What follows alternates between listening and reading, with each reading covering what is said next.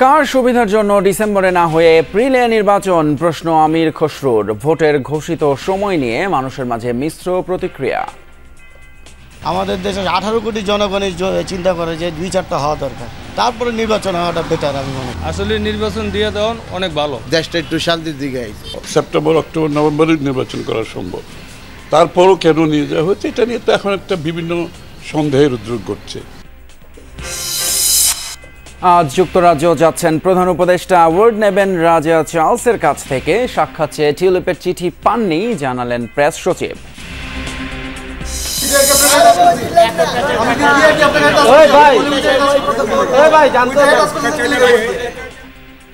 চামড়ার দাম নিয়ে ক্রেতা বিক্রেতার বিতণ্ডা। লক্ষ্যমাত্রা পূরণ না হওয়ার সংশয়, গেল বছরের চেয়ে দাম বেশি, দাবি উপদেষ্টার। সাদা পচা চামড়া 700-800 টাকায় বিক্রি হতো অনেক বেশি, আর যেটা ভালো চামড়া এটা 1200-1300 টাকায় বিক্রি। আজকাল 700 করে, আর দোকানে 800, এই অবস্থা।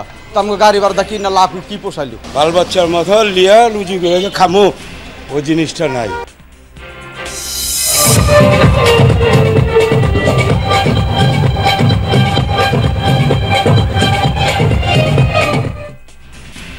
ঈদের ছুটিতে ফাঁকা ঢাকা। বিনোদন কেন্দ্রগুলোতে মানুষের ঢল। চিড়িয়াখানার প্রাণী আর প্রকৃতি উপভোগে নগরবাসী।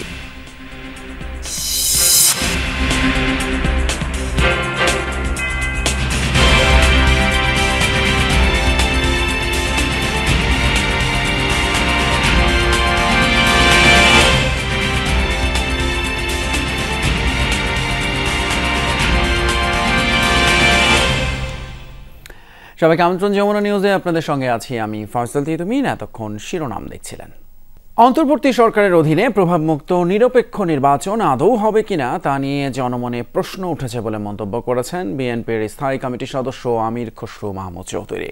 আর দলটির সিনিয়র যুগ্ম মহাসচিব রুহুল কবির রিজভী বলেন, দুটি দলের খপ্পরে পড়ে সরকার সেদিকে হেলে পড়েছে। সকালে চট্টগ্রামের মেহেদীবাগের বাসায় নেতাকর্মীদের সাথে ঈদের শুভেচ্ছা বিনিময় করেন বিএনপি নেতা আমির খসরু মাহমুদ চৌধুরী। এরপর গণমাধ্যম কর্মীদের সাথে কথা বলেন। বিভিন্ন বিষয় উঠে আসে নির্বাচন, সংস্কার ও শেখ হাসিনার বিচার সহ সমসাময়িক প্রসঙ্গ। বলেন, দেশের সামগ্রিক পরিস্থিতির কারণে এপ্রিল মাসে নির্বাচন করার মতো যৌক্তিকতা নেই। সেপ্টেম্বর, অক্টোবর, নভেম্বরে নির্বাচন করা সম্ভব, তারপরও কেন নিয়ে যাওয়া হচ্ছে এটা নিয়ে তো এখন একটা বিভিন্ন সন্দেহের উদ্রেক ঘটছে। এর পেছনে কি চিন্তা, কারা এটা প্রভাবিত করছে? যারা এটা প্রভাবিত করে সেই জায়গায় নিয়ে গেছে, তাহলে আগামী দিনে তারা, এই সরকার তাদের প্রভাবমুক্ত থেকে নিরপেক্ষ নির্বাচন করতে পারবে? এই প্রশ্নটা এখন উঠে চলে আসছে। নয়াপল্টনে স্বল্প আয়ের মানুষের মাঝে খাবার তুলে দেন বিএনপি নেতা রুহুল কবির রিজভী। এর আগে দাবি করেন নির্বাচনের মাস অক্টোবর থেকে ফেব্রুয়ারি, কিন্তু দুই একজনের কথায় সরকার প্রধান ভোটের সময় নির্ধারণে অপরিণামদর্শী সিদ্ধান্ত নিয়েছেন। গোটা নির্বাচনী প্রচারণাটা রমজান মাসে পড়বে, রোজা রাখবে না ওই গরমের মধ্যে সে নির্বাচনী প্রচারণা চালাবে? এইটা একেবারে অর্বাচীনের মতো অপরিণামদর্শী এই সিদ্ধান্ত। কারণ আমরা জানি যে নির্বাচনেরও একটা বছর আছে। এ ধরনের অক্টোবর, নভেম্বর থেকে বড়জোর ফেব্রুয়ারি পর্যন্ত একটা নির্বাচনের মাস। মাত্র 2-1টি দল এটাকে সমর্থন করছে। আপনি কি তাদের স্বার্থে অথবা কোনো গোষ্ঠীর স্বার্থে অথবা তাদের কোটার মধ্যে পড়ে গেলেন কিনা? ডিসেম্বরের মধ্যে নির্বাচন না হলে রাজনীতিতে গভীর সংকট সৃষ্টি হবে বলে মন্তব্য করেন বিএনপি নেতারা। আরিফিন শাকিল, যমুনা নিউজ, ঢাকা। শহীদের রক্তের অমর্যাদা হয় এমন নির্বাচন দেখতে চায় না জামায়াত। মৌলভীবাজারে পেশাজীবীদের সাথে মতবিনিময় সভায় এমন মন্তব্য করেছেন জামায়াতের আমির ডক্টর শফিকুর রহমান। নির্বাচনকে প্রশ্নবিদ্ধ করার কেউ চেষ্টা করবেন না, তাহলে আমাদের শহীদদের রক্তের প্রতি আমরা ইমানদারি রক্ষা করতে পারবো না। আমাদের শহীদদের রক্তের অমর্যাদা হয় এমন কোনো নির্বাচন আমরা দেখতে চাই। জাতীয় নির্বাচনের সময়সীমা নিয়ে ঐকমত্য নেই সাধারণ মানুষের মধ্যেও। কেউ চাইছেন দ্রুত নির্বাচন, কেউ বা জুলাই গণহত্যার বিচার এবং সংস্কারের পর নির্বাচনের কথা বলছেন। তবে অনেকেই বলছেন সংস্কার, বিচার আর সংসদ নির্বাচন হোক সরল রৈখিক সময়ে। আমাদের দেশে 18 কোটি জনগণই চিন্তা করে যে 2-4টা হওয়া দরকার, তারপরে নির্বাচন হওয়াটা বেটার আমি মনে করি।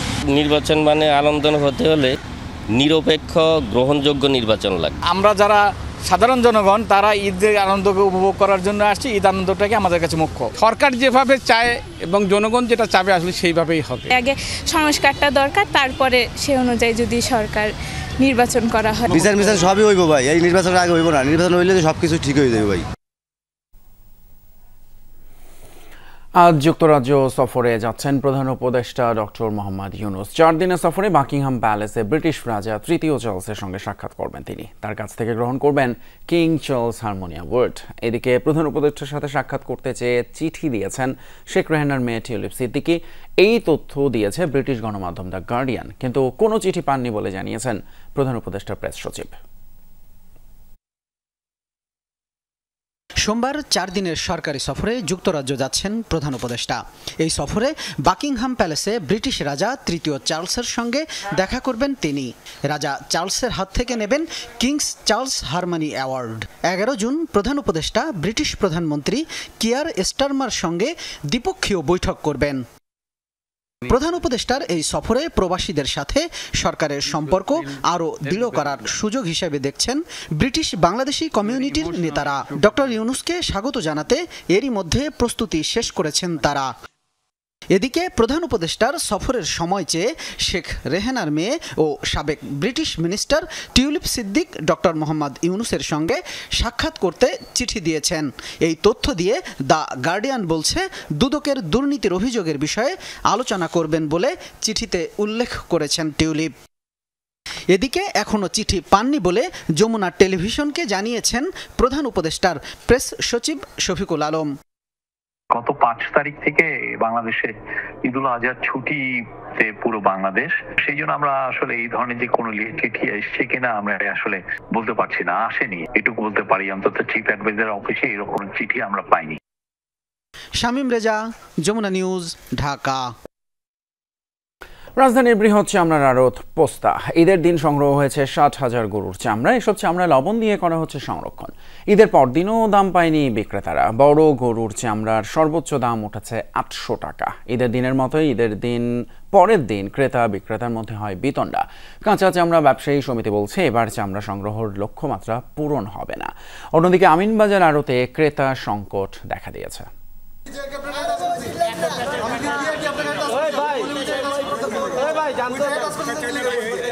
ঈদের পরের দিন বদলায়নি দৃশ্যপট, দাম নিয়ে হট্টগোল, বাকবিতণ্ডা।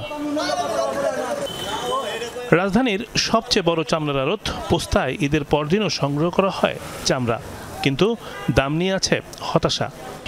ওরা বলতেছে 800 টাকা গোড়া, আমার কিনায় 800 টাকা গোড়া। পরশুদিন বলছিল 900 গোড়া, আজকাল 700 গোড়া, আর দোকানে 800। এই অবস্থা, তো আমাকে গাড়ি ভাড়া কিনা লাভ কি পোষাইল। মাদ্রাসার প্রতিনিধি এবং মৌসুমী ব্যবসায়ীরা নিয়ে আসে চামড়া। ঢাকায় লবণযুক্ত প্রতি বর্গফুট চামড়ার দাম নির্ধারণ করা হয় 65 টাকা। সেই হিসাবে একটি বড় কাঁচা চামড়ার দাম দাঁড়ায় 1200 টাকার বেশি। কিন্তু পোস্তায় চামড়ার দাম দেয়া হচ্ছে 600 থেকে 700 টাকা। 800 টাকায় বিক্রি হচ্ছে দু একটি। ভালো মাল 900, 1000, 800 যদি চোখের দেখা। আমার মনে করেন যত ভালো মাল দেবো 25% বাদ দিব। এই যে খাটি যে আমরা বাল বাচ্চার মতো লিয়া লুচি করে খামো, ওই জিনিসটা নাই। লক্ষ্যমাত্রার তুলনায় এবার 20% কম চামড়া সংগ্রহ হবে। Bangladesh hide and skin merchants association বলছে সরকারের বেঁধে দেওয়া দাম কার্যকর করা কঠিন। 20% গরু কম স্লোটিং হয়েছে, চামড়াও কম আমদানি 20% হবে। এই পর্যন্তই, লক্ষ্যমাত্রা পূরণ হওয়ার সুযোগ সুবিধা নাই। তা আমাদের মার্কেটে 75,000 পর্যন্ত হয়েছে। এদিকে আমিনবাজার আড়তে ক্রেতা বেশ কম। দক্ষ শ্রমিক সংকটে থমকে গেছে কার্যক্রম।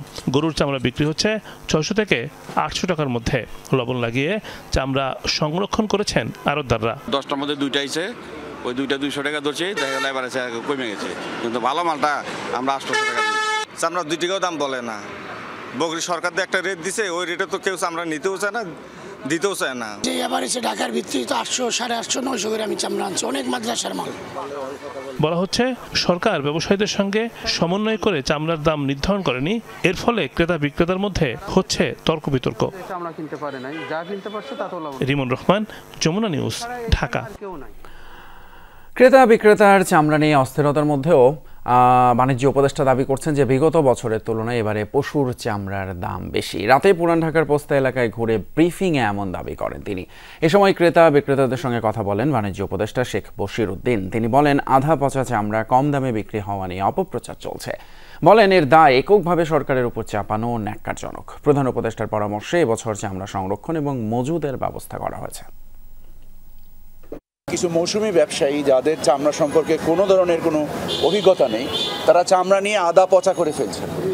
এই আদা পচা চামড়া 700-800 টাকায় বিক্রি হওয়া তো অনেক বেশি। এককভাবে দায় এবং এই কিছু মানে ডিসইনফরমেশন এবং ফলস ইনফরমেশন স্প্রেড করে বাজারকে ক্ষতিগ্রস্ত করার চেষ্টা করা হয়, এটা ন্যাক্কারজনক বলে আমি মনে করি। সচিবালয়ে প্রধান উপদেষ্টার সরকারি বাসভবন যমুনা এবং পার্শ্ববর্তী এলাকায় সভা সমাবেশ, গণজমায়েত, মিছিল এবং শোভাযাত্রা নিষিদ্ধ করা হয়েছে। রোববার রাতে ঢাকা মেট্রোপলিটন পুলিশ তাদের সামাজিক যোগাযোগ মাধ্যমে এক গণবিজ্ঞপ্তিতে এই তথ্য জানায়। ডিএমপি কমিশনার শেখ মোহাম্মদ সাজ্জাদ আলীর সই করা গণবিজ্ঞপ্তিতে বলা হয়, জনশৃঙ্খলা এবং প্রধান উপদেষ্টার নিরাপত্তায় সোমবার থেকে পরবর্তী নির্দেশ না দেওয়া পর্যন্ত সচিবালয় যমুনা এবং পার্শ্ববর্তী এলাকা, হোটেল ইন্টারকন্টিনেন্টাল মোড়, কাকরাইল মসজিদ মোড়, অফিসার্স ক্লাব মোড়, মেন্টো রোড এলাকায় সকল প্রকার সভা সমাবেশ, গণজমায়েত, মিছিল এবং শোভাযাত্রা নিষিদ্ধ। উপদেষ্টা সহ রাজনৈতিক দলের সাথে আলোচনা করে নির্বাচনের তারিখ নভেম্বর থেকে ডিসেম্বরের মধ্যে নির্ধারণ করার আহ্বান জানিয়েছেন বিএনপির স্থায়ী কমিটির সদস্য ডাক্তার এজেড.এম. জাহিদ হোসেন। রোববার বিকেলে দিনাজপুরের হাকিমপুরে সাধারণ মানুষের সাথে ঈদ শুভেচ্ছা বিনিময় করেন তিনি। বলেন, এপ্রিল 9 ভোটাধিকার প্রয়োগের সুন্দর সময় নির্ধারণ করা হলে বেশি সংখ্যক মানুষ ভোটে অংশ নিতে পারবে। নির্বাচনের সময় চাপিয়ে দেওয়ার চেষ্টা এবং কর্তৃত্ববাদিতা এদেশের মানুষ কখনো ভালোভাবে নেয়নি বলে উল্লেখ করেন তিনি। এক অন্যরকম ঢাকা, যেখানে নেই মিনিটে মিনিটে অসহনীয় হর্ন আর যানবাহনের জটলা। চিরচেনা রাজধানী যেন রয়েছে বিশ্রামে। রাজধানী আবারও পুরনো রূপে ফিরবে 10 দিনের ঈদের ছুটি শেষে। আপাতত ঈদের আনন্দে ফাঁকা ঢাকার শান্ত পরিবেশ উপভোগ করছেন নগরবাসী। ব্যস্ততা থেকে ছুটি নিয়েছে অবিরাম ছুটে চলা তিলোত্তমা নগরী। ট্রাফিকের ধকলহীন রাস্তাগুলো আজ ছুটিতে। অফিস পাড়ায় নেই ভিড়, রাস্তায় নেই যানবাহনের তারস্বরে চিৎকার, ফুটপাতগুলো শূন্য। বাস, রিক্সা, সিএনজির হট্টগোলে যেখানে কান পাতাই দেয়, সেই শহরেও নেমে এসেছে শান্তি। এই কটা দিন ঢাকা কারো কাছে শূন্য, আবার কারো কাছে স্বস্তির ঈদের ছুটি উপভোগে তাই অনেকেই সপরিবারে বেরিয়েছেন ঘোরাঘুরিতে। ঈদের দ্বিতীয় দিনে রাজধানীর পরিচিত সব দর্শনীয় স্থানগুলোতে ভিড় করেছেন রাজধানীবাসী। ঈদের প্রথম দিন কোরবানির ব্যস্ততায় ঘর থেকে বের হতে না পারলেও উদযাপনের কমতি ছিল না মোটেও। রাজধানীতে পর্যাপ্ত ঘোরার জায়গা না থাকারও আক্ষেপ ছিল অনেকের। রাজধানীতে উৎসব মানেই হই হুল্লোড়। পরিবারের ছোট বড় সব সদস্য মিলে ভিড় করেন নগরীর পরিচিত জায়গাগুলোতে। ঈদের ছুটিতে মিরপুরের জাতীয় চিড়িয়াখানায় ছিল উপচে পড়া ভিড়। প্রাণী দেখার পাশাপাশি পরিবার পরিজন নিয়ে উপভোগ করেছেন চিড়িয়াখানার ছায়া শনিবীর নির্মল প্রকৃতি। এবারের ঈদের ছুটিতে অন্তত 8 লাখ দর্শনার্থী ঘুরতে আসবেন চিড়িয়াখানায়, প্রত্যাশা কর্তৃপক্ষের। বাঘগুলো আমরা দেখেছি শুয়ে আছে আর মানুষদেরকে দেখে চারদিক ঘুরছে। সজারও দেখেছি আর পাখি দেখেছি। ঈদ পরবর্তী 5-6 দিনে প্রায় 7-8 লক্ষ লোক আমাদের চিড়িয়াখানা ভিজিট করবেন। রাজধানীর যমুনা ফিউচার পার্কের যমুনা ফিউচার ওয়ার্ল্ডে আয়োজন করা হয় বর্ণাঢ্য ঈদ আয়োজন। ফান রাইডের পাশাপাশি বাঙালি সংস্কৃতিকে মাথায় রেখে আয়োজন করা হয় ঐতিহ্যবাহী পুতুল নাচ, ম্যাজিক শো আর মাস্কট শো শিশুদের পাশাপাশি বড়দেরও আকর্ষণ করে। আমি এখানে অনেকগুলো রাইডসে উঠেছি আর অনেক মজা করেছি। আমার মা, আমার বাবা, আমার ভাই, আমি সবাই মজা করতে আসছি। রাজধানীর শিশু পার্কগুলোতেও ছিল চোখে পড়ার মতো ভিড়। বাবা মায়ের হাত ধরে শিশুরা উপভোগ করে পার্কের নানান ধরনের মজার রাইড। ঢাকাতে তো এমন খুব কম পরিবেশই আছে যেখানে মানুষ একটু বিনোদন করতে পারে, তো সেই উপলক্ষে এখানে আসা আর কি। এখন একটু ঘোরাঘুরি করে ভালো লাগছে, রাস্তাঘাট ফাঁকা, ঈদের সময় ভালো লাগছে। রাজধানীবাসীর অনেকেই ভিড় করেছেন হাতির ঝিল, রবীন্দ্র সরোবর সহ বিভিন্ন জায়গায়। নভ থিয়েটার, সামরিক জাদুঘরের মতো দর্শনীয় স্থানগুলোতেও ভিড় করেন নগরবাসী। ঈদের দ্বিতীয় দিন সন্ধ্যায় জিয়া উদ্যানে নামে উৎসবপ্রিয় মানুষের ঢল। নারী, পুরুষ, শিশু কিংবা বৃদ্ধ সবার পদচারণায় মুখর হয়ে ওঠে জিয়া উদ্যান ও তার আশপাশের এলাকা। ঢাকায় তো ঘোরার মতো ওইরকম প্লেস নাই, আসলে প্লেসগুলো যদি আর একটু বাড়ানো যেত, কোথাও খালি জায়গা পাওয়া যেত, বাচ্চাদের জন্য আরো অনেক ভালো হতো। অনেক বাচ্চারা আসছে, অনেক ফ্যামিলি নিয়ে আসছে, যদি রাইডের ব্যবস্থা থাকে তাহলে বাচ্চারা আরো আসবে। রাজধানীবাসীর জন্য উপভোগ্য ঈদ উদযাপনের পরিবেশ তৈরিতে উদ্যোগ নেয়ার দাবি সবার। তানভীর সিদ্দিক, টিপু, যমুনা নিউজ, ঢাকা। শুধু ঢাকা নয়, ঈদের আনন্দে মাতোয়ারা পুরো দেশ। সারা দেশে বিনোদন কেন্দ্রে ঢল নামেছে মানুষের। জনসমুদ্রে পরিণত কক্সবাজার, সিলেট এবং পার্বত্য অঞ্চলেও একই চিত্র। সৈকতের প্রতিটি পয়েন্টে ভিড় জমিয়েছেন সমুদ্র প্রেমীরা। সুগন্ধা, লাবণী, কলাতুলি সহ প্রত্যেক পয়েন্টে আনন্দ উচ্ছ্বাস। পতেঙ্গা সৈকতেও একই চিত্র, জমজমাট হোটেল মোটেল ব্যবসা। পর্যটকদের ঢল নেমেছে সিলেটেও। বন্ধ থাকা সাদা পাথর খুলেছে, সকাল থেকে সেখানে মানুষের সমাগম। আবার অনেকে বেড়াচ্ছেন জাফলং, বিছানাকান্দি, রাতারগুল সহ দর্শনীয় স্পটগুলোতে। পাহাড় প্রেমীরা ছুটছেন পার্বত্য অঞ্চলে। উৎসবমুখর রাঙামাটির সাজেক, বান্দরবানের রুমার বগালেক এবং থানচিতে তুমাতুঙ্গি পর্যন্ত ভ্রমণে নিষেধাজ্ঞা আংশিক তুলে নেয় অনেকেই ছুটছেন সেখানে। এদিকে নরসিংদীর ড্রিম হলিডে পার্কে উপচে পড়া ভিড় দর্শনার্থীদের। বেশি উচ্ছ্বাস ওয়াটার ওয়ার্ল্ডে। এছাড়া নাটোরে উত্তরা গণভবন বা দীঘাপতিয়া রাজবাড়িতে ঈদের ছুটিতে ভিড় জমিয়েছেন দর্শনার্থীরা। একই চিত্র সারা দেশে। কৃষক শ্রমিক জনতা লীগের সভাপতি কাদের সিদ্দিকের স্ত্রী নাসরিন সিদ্দিকীর দাফন সম্পন্ন হয়েছে টাঙ্গাইলে। কালিহাতী উপজেলার ছাতিহাটি গ্রামে বাদ আসর দ্বিতীয় জানাজা শেষে তাকে দাফন করা হয়। এর আগে জোহরের নামাজের পর শহরের পিটিআই মাঠে প্রথম জানাজা হয়। অংশ নেন বিভিন্ন শ্রেণী পেশার মানুষ। শনিবার রাতে রাজধানী ঢাকায় একটি বেসরকারি হাসপাতালে চিকিৎসাধীন অবস্থায় শেষ নিঃশ্বাস ত্যাগ করেন নাসরিন সিদ্দিকী। আমার ছেলে মেয়েরা তো দেখুন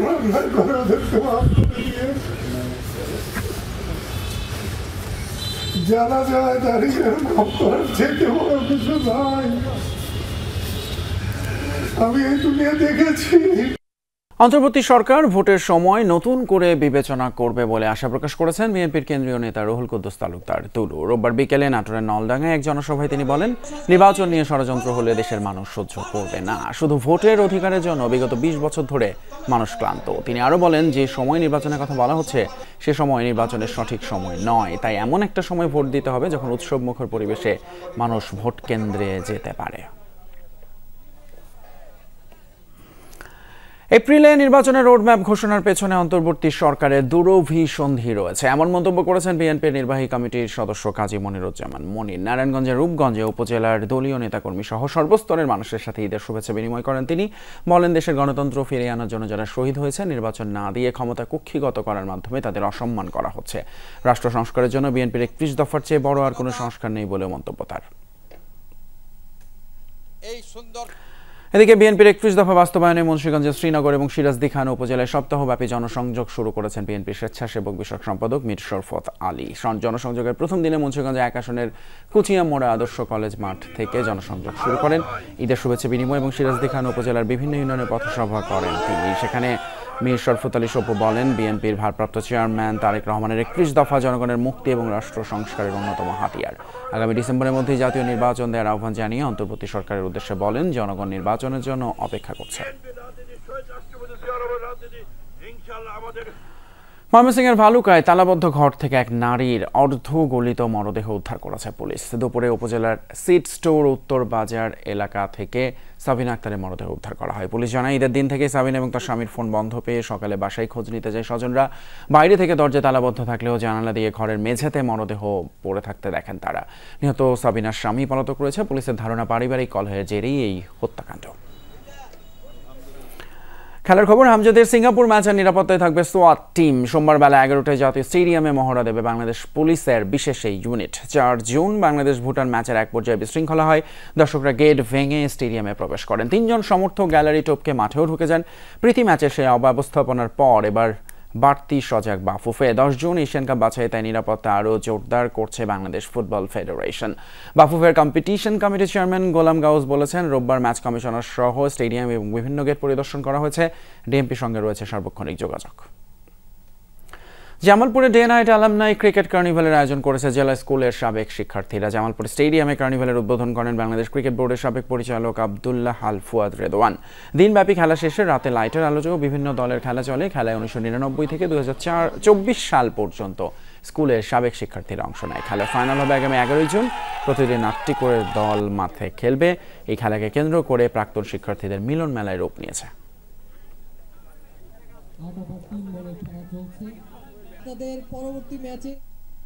এই ছিল এখনকার মতো যমুনা নিউজে। এতক্ষণ সাথে থাকার জন্য ধন্যবাদ আপনাদের সবাইকে।